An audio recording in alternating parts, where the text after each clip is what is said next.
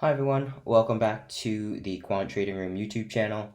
In today's episode, we're going to go over our Medium article, The Ultimate Trading Strategy, How to Combine Kelly Criteria and Monte Carlo Simulations. In the article, we go over what the Kelly Criteria is in its original form, then how the derivation of the Kelly Criteria formula is found. We'll then go into how the Kelly criteria can be transformed a little bit so it can be used in the stock market.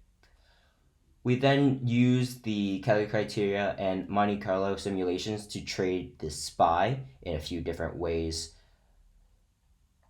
And finally, we highlight the pitfalls of backtesting and how you can overcome some of those downfalls.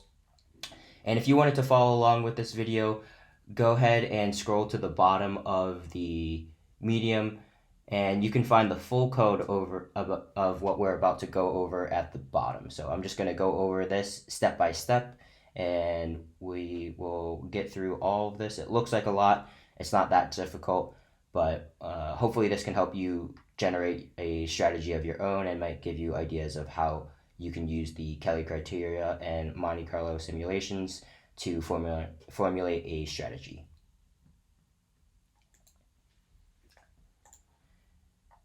Okay, so to start, we are going to do our imports. I'm not going to bore you with typing those. We are just importing our basic pandas, numpy, matplotlib to get visuals and charts. We'll also use yfinance and openbb to get data that we can use for our backtest. I will say openbb has an SDK install instructions on their website. I will say you should definitely be careful when using openbb because a lot of the requirements for the packages might not necessarily work with your current install of Python. So I would definitely recommend using a virtual environment for this one. We also import TQDM, which basically shows a progression bar, and we also will import iTables, which lets you be a little more interactive with tables in the Jupyter Notebook. Okay, the first function we are going to define here is getting price and rate history. So this is using the yfinance download and the openbb package.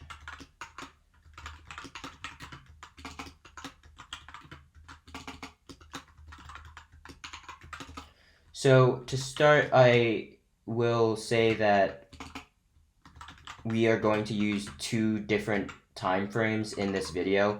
So that's why I'm labeling these dates differently.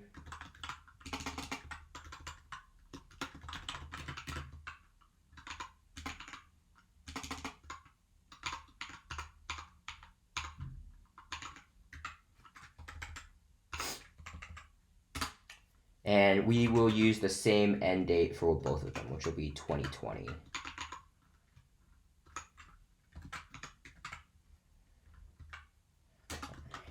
So to download the history, we will go to Yahoo, use the Yahoo Finance package, download, and we are using the SPY in this one. You can use any symbol you want, and then you just have to specify an end date and start date.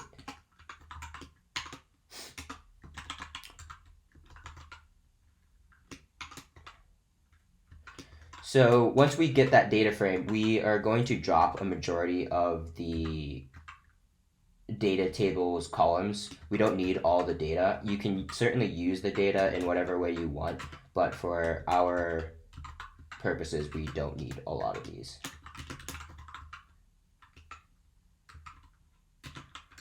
Make sure we drop it from the column axis, and we want this in place. Okay, so this will get the SPY data. The next thing we are going to get is our interest rates that we use. So this one comes from OpenBB. And we are going to get maturities of 1 month.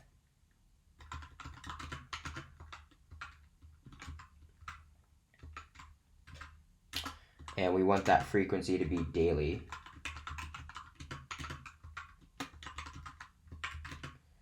And then you also signify a start date and a end date.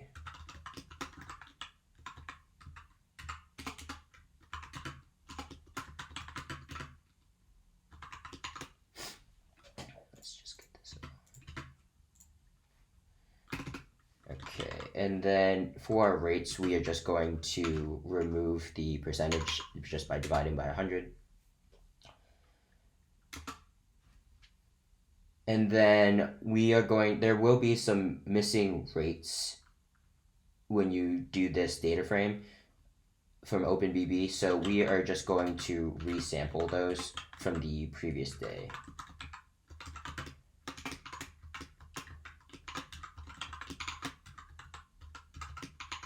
So make sure no days of price data are lost here.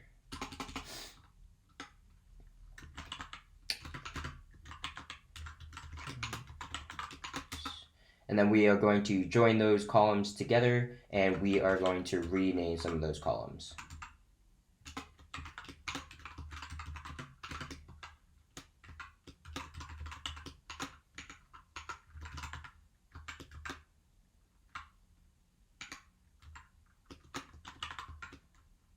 And we are just going to rename it 1 month rate, and this will be in place. And finally, the function will return the entire data frame. So if we go ahead and run this,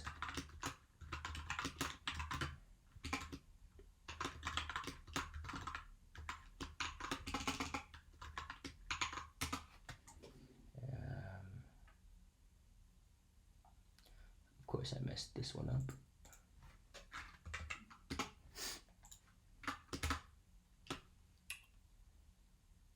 So now it's going through and getting the data, dropping the columns that we need, and getting rates from OpenBB and joining those two together. It might take a second. So this is the frame that ends up coming out. As you can see, it's sorted by the date, the close from the Yahoo Finance data, and the 1 month rates. And you can you can go in and look at other entries, other pages of entries, and you can search it as well. And this is because we imported this from iTables.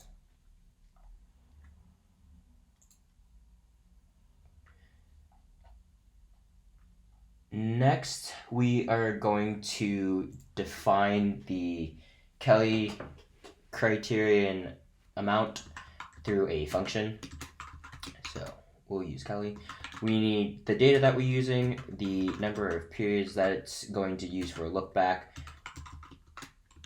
a cap. In the first instance, we are not going to use a cap, so we'll use none, and a fraction for if we want to not use a full Kelly.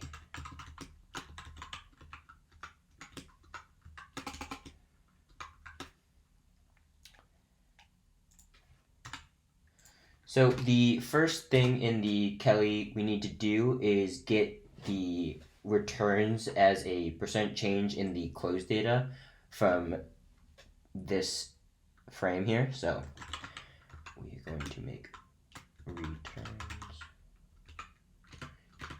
equal to the close data and the percent change of that. This percent change is a function of a regular data frame, so you don't need to make that one. We also want to get the log return so we can sort of normalize it.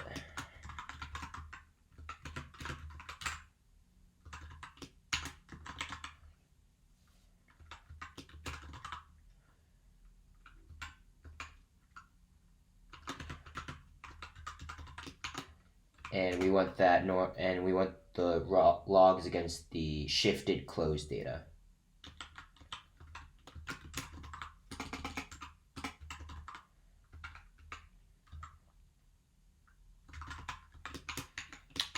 So what this does is it takes a return of this, let's say on 4-3, it'll take this close, and then subtract the close from the previous one, and that'll give you the log return.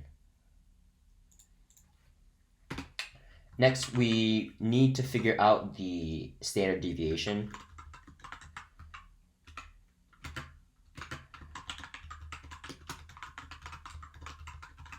And that's where the period comes in.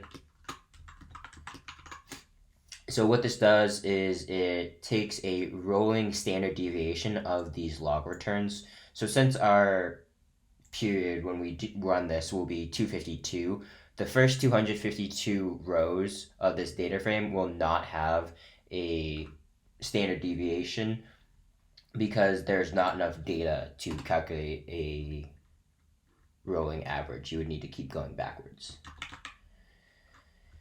And we are also going to do basically the same thing for the mean. So we need a rolling mean here.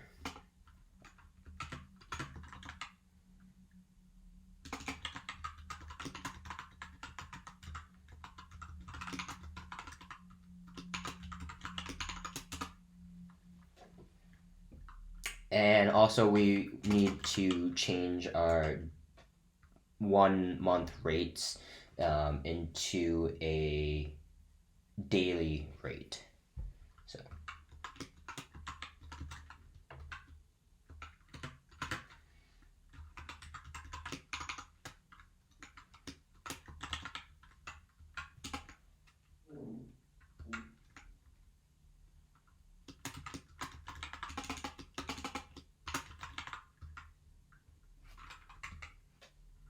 and then we multiply, or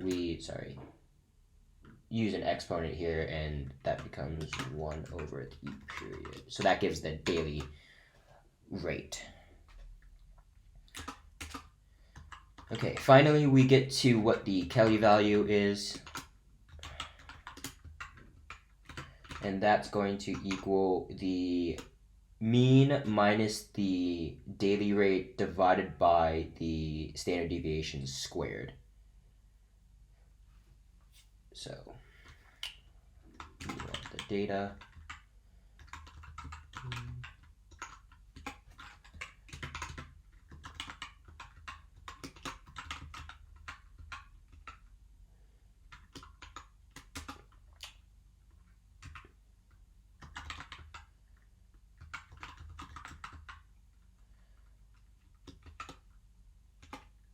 And we want that squared.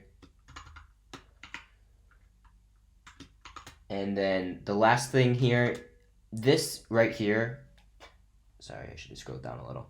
This right here is the Kelly criteria by itself.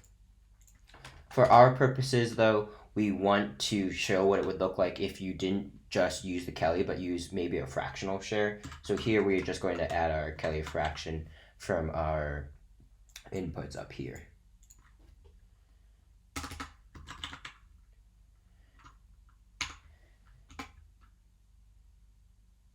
Okay, here we are going to make a change to some of the Kelly criteria values. The reason being is that we don't want a negative value, and we also need it to not go above a certain percent. Sorry, a certain number. The Kelly criteria doesn't know whether you are using leverage or not, so it can get, you can have a Kelly criteria number that's like 3, which would mean you would need to bet 3 times your current size, which would mean you would need to be leveraged. And we know not everyone can do that, so we want to make those changes here. So I'll just copy these. So here in this first Kelly criteria, change where the Kelly value is less than 0, we make that 0 so it doesn't go below 0. And if it's not, it just stays whatever the value is. And then on this second one here, what we do is if it's greater than or equal to the Kelly cap, it changes it back down to the Kelly cap. So if we have the cap at 2 and the Kelly criteria comes in at, let's say, 3.25, it'll change that 3.25 down to the Kelly cap at 2. And if it's not, it'll stay the Kelly factor. And then the last one here, if there is a Kelly cap, if it's not none, it'll apply this. So, actually looking at this is pretty redundant.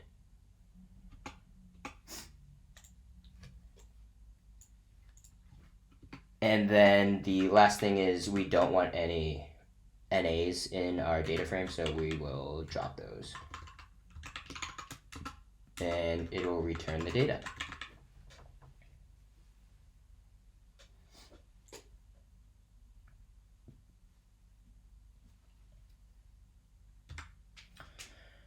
All right, the next function that we need is the Monte Carlo simulation. I won't bore you guys with typing that out because we already have a video out on that. If you want to, I'll link the Monte Carlo video below, but this is just basically importing that function.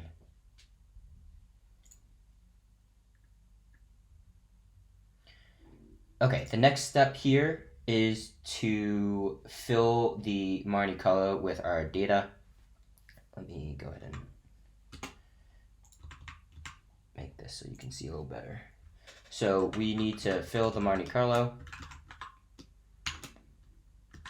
And what we need is just the period and data that we are using. So we are going to use a lambda apply function to iterate through each of these. So the results are going to equal the data that we're applying the Monte Carlo to in a lambda function for each row. So what you're applying is the Monte Carlo, simulations function above. And we are just going to define a number of steps here. So the number of sims in ours is 10,000. This will take a long time for most people's computers. So I would not recommend this if you are on a slower computer. I would definitely recommend a lower number here. The higher the number, though, the more accurate the simulation is going to be. So keep that in mind. There is a trade-off. The steps are going to be the periods. The starting value for each sim is going to be the row's close.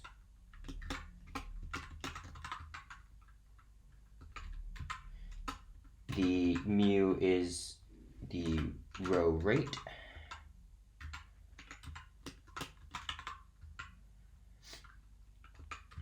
And sigma is the rolling standard deviation.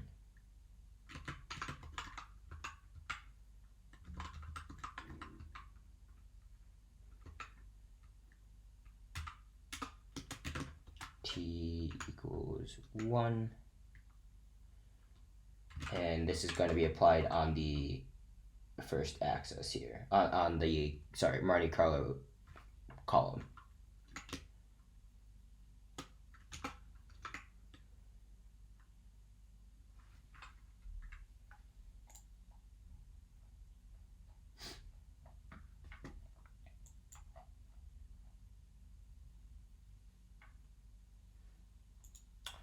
We are then going to rename some of these columns just for ease of use.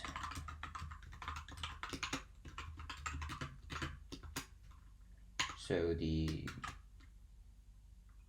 0 column will be the MC mean, and the 1 column will be the MC standard deviation.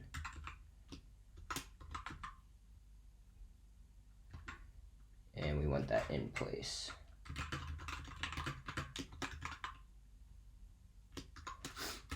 Next, we are just going to join this data.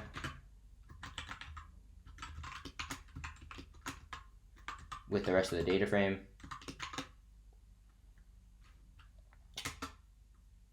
and we will create a few columns here. We are going to create a column for the upper bound price, which is one standard deviation from the mean.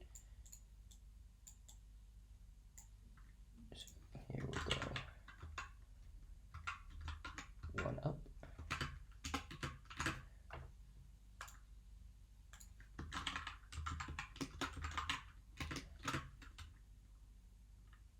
So one standard deviation away is just the mean plus one standard deviation.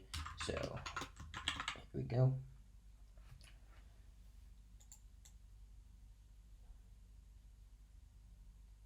And the last thing we want to do is we want this data shifted back one day. So we're going to shift it by one day, which will allow you to assess whether the current day's average and mean are outside of the previous day's Monte Carlo simulation. So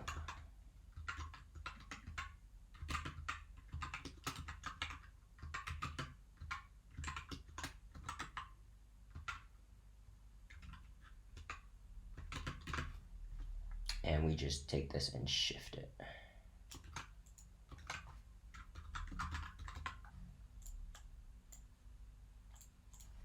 One day. And finally, we return the data.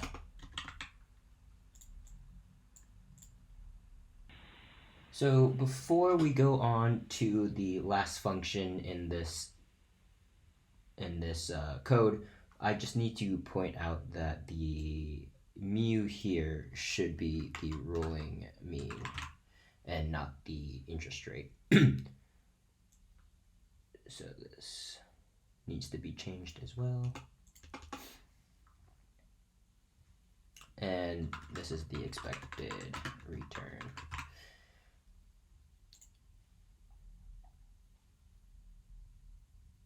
All right, the last function we are going to do is the long Kelly strat. So this one might take a while, but it'll be good practice. So what we need here is the period, the data, the period, and the Monte Carlo. We're going to start with it being false. And then you can change that to true when you do want to use a Monte Carlo simulation. So to start, we need a way to track our returns. So we are going to start with a cache NumPy array. That's the shape of the data arrays for all of our data. And then the equity and the portfolio NumPy arrays are just going to be copies of those. These are just different ways of tracking what we have in cache versus what is invested in the SPY and the total portfolio.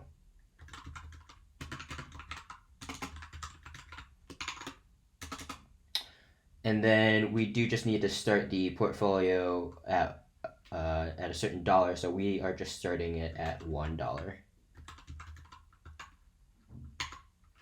So the first thing in the NumPy array is 1, and same thing with cache. Cache, which is in the portfolio, starts at 1.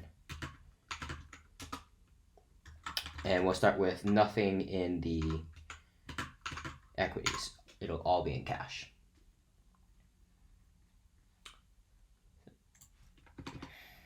To start, we are just going to iterate through all of our rows in the data frame.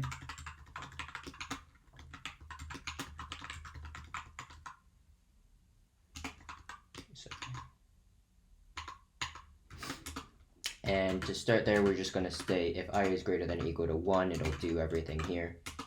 So the first thing we are going to do is assign the row equal to whatever the row number is.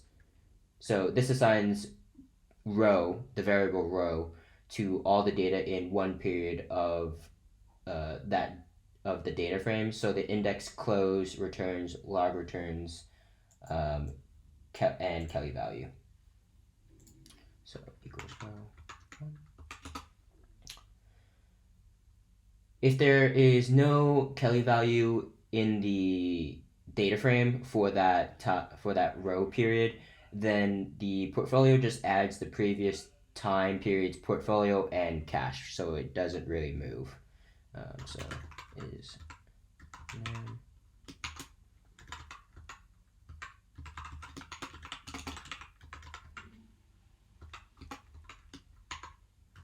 then portfolio of I is the same thing as last time, I minus 1 to show last time. Cash is the same thing as last time.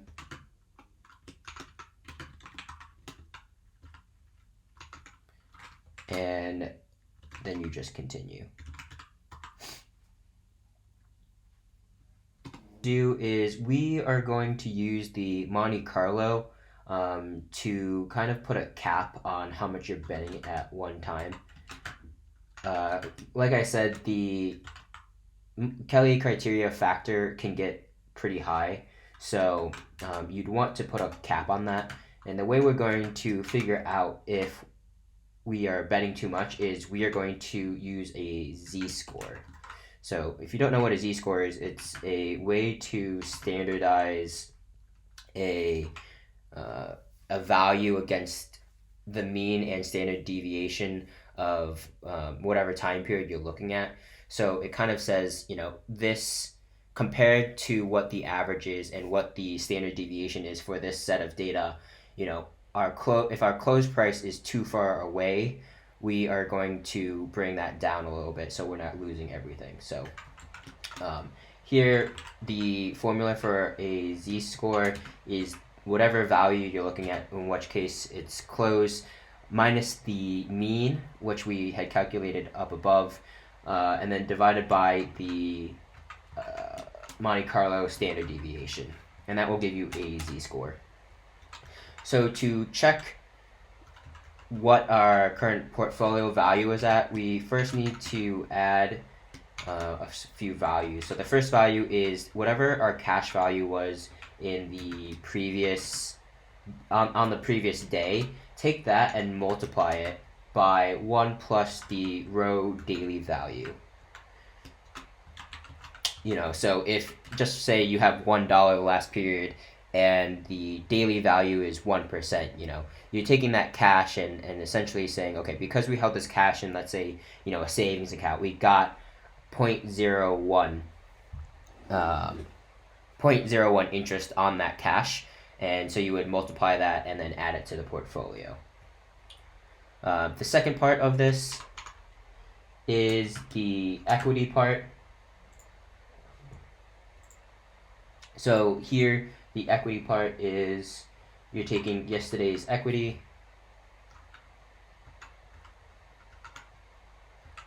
and multiplying it by today's returns. And then I'm just going to add this in parentheses so it doesn't get messed up.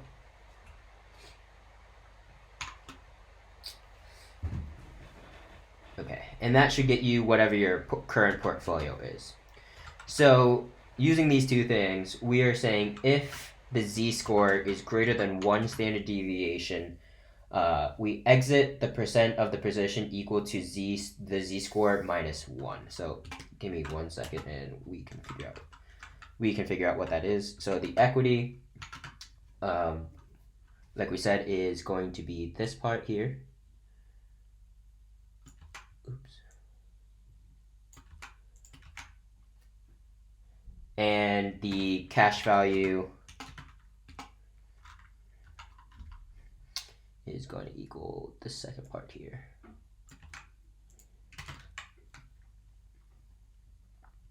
And the amount that we are taking out of our equity position is going to be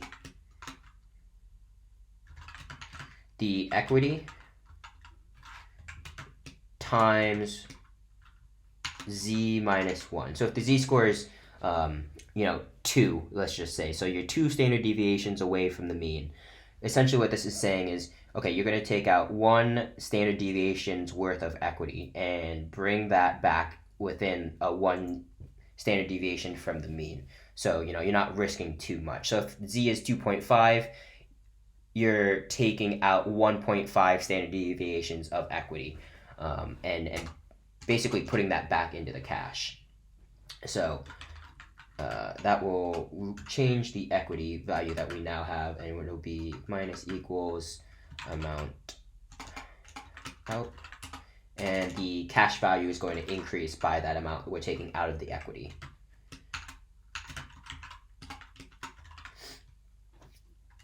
Okay, so that's what happens if the z-score is greater than 1. If it's not, sorry, let me scroll down. If it's not, we are just going to use the Kelly criteria to allocate the position. So that will end up just looking like the reweighted portfolio. So at the end of the day, after the portfolio is calculated, you want to reweight it. So the equity is the portfolio times whatever the Kelly criteria factor is. So, and then the cash is equal to whatever is remaining basically from the portfolio. So take the portfolio and subtract 1 minus 0.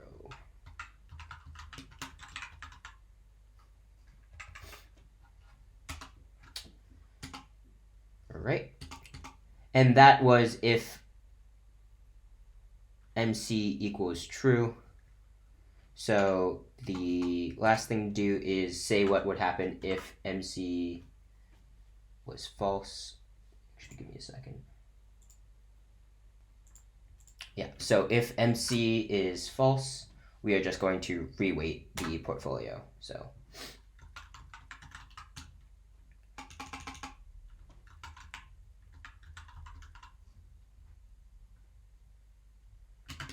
the portfolio equals whatever the cash was. Oh, sorry. You can basically take this here again, because the portfolio would end up being the same thing. And then you would take these amounts as well. The cash and the equities would equal that. All right. And actually, that helped me catch this. All right, so that basically completes iterating through the data and changing the portfolio based on the Kelly factor, the returns that we get each day, and kind of capping it if you put Monte Carlo equal to true. So the last thing to do is assign these values in assign them back to the data frame so you can look at it. So let me make sure I go all the way straight down, because that will enumerate through each data row. So now we just need to assign it to a data frame. So the data cache column equals all the cache for each period. Same thing with equity. The portfolio equals portfolio.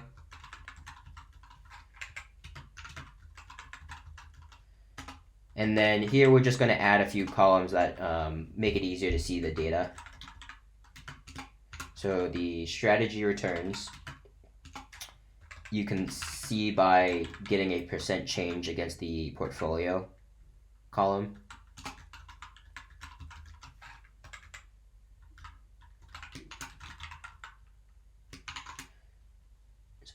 Percent change. And then we are just going to take the log returns of that strategy here.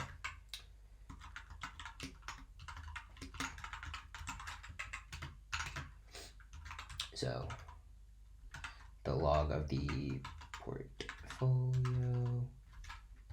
Sorry, need this here.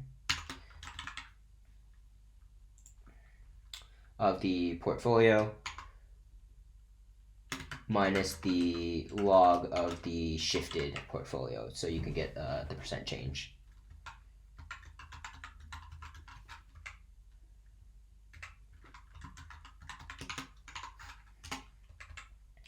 All right. The next step is getting the total cumulative returns of the strategy, so you can see how you were doing over time.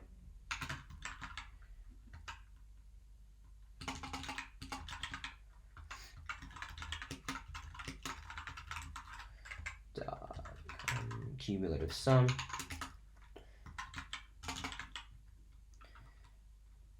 And then the cumulative returns, you're just going to get the regular cumulative returns. One returns the percent cumulative returns, and the other returns the actual amount, which is this one.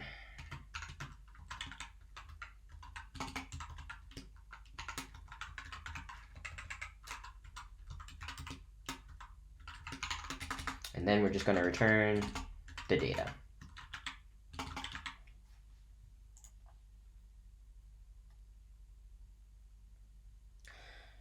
Okay, that was a lot of typing. Essentially what this function is doing is for all the data that you put in and for each period, you can determine if you want to use the Monte Carlo to find a stopping point in when you're trading. But it'll go through day by day each of these rows and basically find the new portfolio value using the last day's cash and the last day's equities and multiplying it by the daily rate for the cash and the current day returns for the equities to generate a new portfolio. This section here will go through what would happen if the returns get too far out of line, or if the z-score gets too far out of line, and bring it back to a more normalized level, and then it continues going on. This section down here is just adding all of these NumPy arrays to the data frame, and then you are returning the data.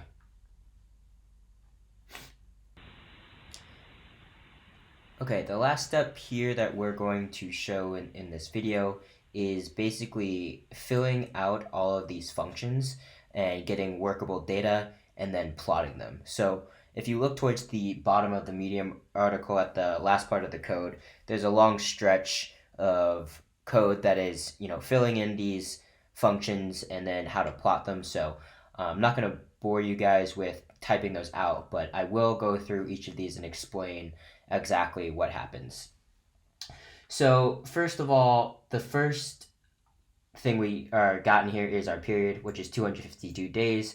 Again, this is the number of trading days in a year. So that is our basic look back period for calculating the rolling mean and standard deviations.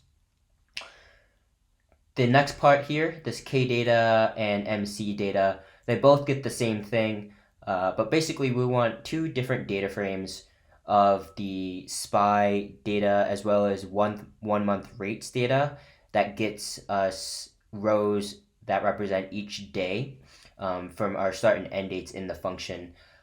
We want one for Kelly data for just regular Kelly data, and then we want one to feed into the Monte Carlo simulation. This next block here is basically just putting in the K data for the regular Kelly into the Kelly function with no cap. But as you can see here, there are fractional Kelly values. This will generate Kelly values along the entire data frame for each day with no cap. This next block here basically does the same thing with the Monte Carlo data. However, we do set a cap on the Kelly at 3. And then we also show that with different fractional Kelly values. The cap basically says 3x our bankroll is the max that we can bet under Kelly, we don't want to be betting more than that because one, I'm not sure if many people can get that much leverage, and two, you're kind of hoping you don't get blown out at that point. So you can make this Kelly cap value whatever you want, whatever you're comfortable with, but we said 3 was a very good value. The next block here is using the Monte Carlo data with the different Kelly caps we have up here. We are filling out the Monte Carlo simulation to see if our winnings get outside of the standard deviation that we had set. This shows that data broken out by each of these different Kelly fractional shares. So they fill up the Monte Carlos. I will say, if you run this will take a long time unless you have a high efficiency computer. I'm running on a MacBook Pro and I discontinued it after about 45 minutes. My friends on custom built PCs, were able to do it in 10-15 minutes, but just beware that this might be running for a long time because, again, as I said up at the top, you're running through 10,000 simulations. So, a rather large number of sims to go through. The next step here, this regular Kelly, half Kelly, and quarter Kelly, is taking the regular Kelly data with no cap and putting it into our longer function. And what that does is it iterates through each day, and the data frame that comes out calculates, or it has our cumulative sum value and the cumulative log returns that can be plotted. So again, it goes through this longer function that iterates through each day to figure out what the portfolio of that day looks like and what you gain from the equity and cash based on the day's returns. And then this last one here is the same thing, but with the Monte Carlo and caps fed into the long strat to run through each day. So this time we're setting the Monte Carlo to be true. So there is a limit of how far our winnings can get above a certain point, and that standard deviation, that one standard deviation, is kind of how far we're letting it get out of range before we kind of reel it back in. This ensures that we aren't over leveraging our bankroll, and the data frame that comes out again has the cumulative sum value and cumulative log returns that can be plotted.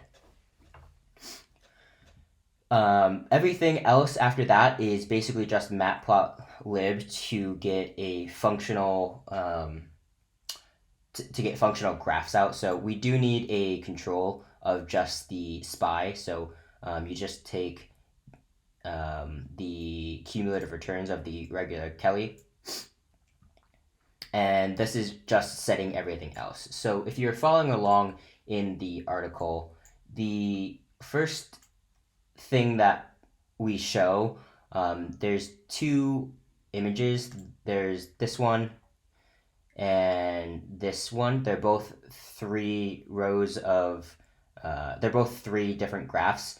And these are starting from I believe these are starting from the good date that we put in our get data function at the top. And so this is the buy and hold. The yellow is the buy and hold of the S&P, and the orange ends up being the full Kelly, half Kelly, and quarter Kelly with no cap. And then the second one is with the Monte Carlo simulations with a cap of 3 for each of them. So as you can see, even though just buying and holding looks better in this scenario, you can see that the Monte Carlo cap of 3 does help out in all of these situations. So that's the cap, and the Monte Carlo sims is something you can play around with, as well as the fractional shares. The graphs down here are showing. Oh, I'm sorry. These top ones are the bad date that we set. The reason we have 2 different dates in there is this date clearly shows that the Monte Carlo cap with all the different Kellys do better starting at a certain date. So starting at 2013, these show 300% returns against the normal S&P. where these graphs on top, did not do so well, and they started back in 2002. So we wanted to show this, that just because a back test seems like it would be good, it is very dependent on the data.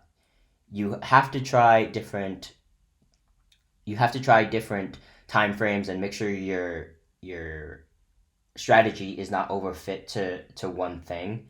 Um, and we just wanted to show that there's two different ways. There's multiple different ways, but we showed two different ways that using the same exact strategy, just different starting days, they can have drastically different results.